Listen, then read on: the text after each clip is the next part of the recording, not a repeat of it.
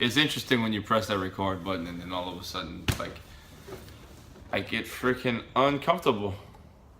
I start worrying about all kinds of things. I know you talk about this, Hank, but my story of origin. Like, why the hell does Justin Roy want to get good at speaking on camera? I feel like I have something to say. I feel like this is the best way for me to share what I know, share the lessons I've learned. And you know what? Part of it is possibly a little bit selfish. Or maybe it's not. I don't know. My dad died when I was like 23, 24. But I had been, maybe 25. You know what? Kind of blurred out that whole section of my life. Anyways, yeah, he died. He died at age 50. And I have a few things that he did, but it would have been awesome just to have like more information about my dad, like more lessons in life. I don't know. I feel like this is gonna be awesome for my kids to be able to see one day. But it's only awesome if I get vulnerable. Like, tell them like the freaking truth. Like, tell them like, yeah, it sucks learning something new, learning a new skill. You need a coach. You need a mentor. Another great mentor I had was my grandpa. Or I could have had. But all I have really now are stories. I just sold a business, and my dad didn't work there, but my grandpa worked there. He owned it. It was a generational business. It was shut down for a few years when I took it over. And man, I really blew it up. It went from owing a bunch of money, having a bunch of broken equipment, to having more equipment than my family ever owned, in working order with 2 crews and potential to make a lot of money. I took a ring and phone and I made that thing. I turned it into $1.4 million of revenue last year, which may not seem like a lot, but shit, it's a lot of money. Payroll was $8,000 to $10,000 a week, and some weeks we was collecting $40,000. It's a lot of money for me and my family, at least. We're down here in Louisiana, and my whole life, growing up, and even up until this point, it's like, I feel like definitely lived a little bit above paycheck to paycheck, like me personally. But my parents, I think they were always a check in the hole. I don't know. I don't know what was going on with them, but I mean, my parents were both capable, but I think they weren't very quick to adapt to new situations, and they had some bombs dropped on them when I was 4 and my brother was 3. Shit, my mom went from being a stay-at-home mom to the breadwinner. My dad got hit by a car and was like, boom, like immediately disabled. So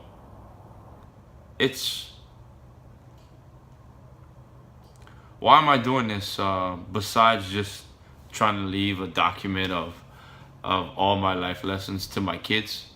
Because I mean, I would love to have a conversation with my dad right now, just about like, because that dude, he was a freaking dreamer.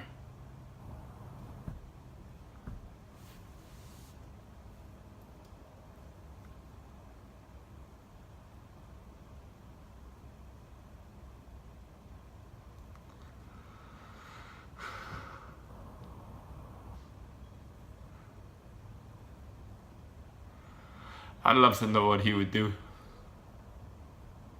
if he had his physical body.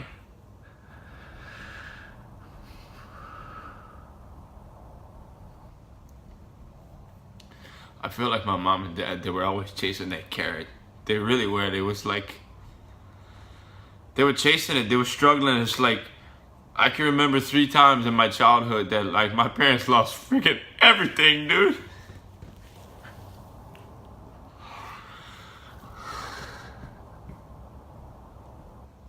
Like at some point, my dad didn't have his freaking health. A month before that, like my like we just freaking got jacked one time, man. Like straight, like not they didn't steal my dad's wallet, like they fucking stole our house.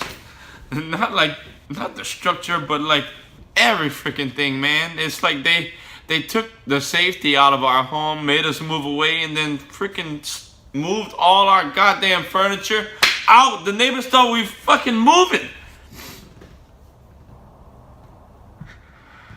Like, how do you freaking battle back from that? How do you do it? So that happens, and then my dad gets clipped by the car, and then I get burned a bit. They get on their feet. My mom starts working. Simple, man. It's like we live in an apartment complex, and one night, maybe 2 years in, I guess they were just building back their stuff. They had a little bit of furniture, maybe from family and friends. I don't know. I don't know what the hell happened, but like, I don't know how they got back on their feet. And then, freaking 3 foot of water in our house. Lost all that shit again. Anyways, that's enough. So I want to try to make it easier for people to be able to dream and make their dreams come true. And I think the best way that I can do this is do a little bit of motivation, but also be a realist about a business that they're trying to start. Be that mentor that I don't have right now. I mean, Hank and Grant Cardone, Gary Vee, those guys are my mentors. I'm sure there's others, but like my dad's dead, my grandpa's dead.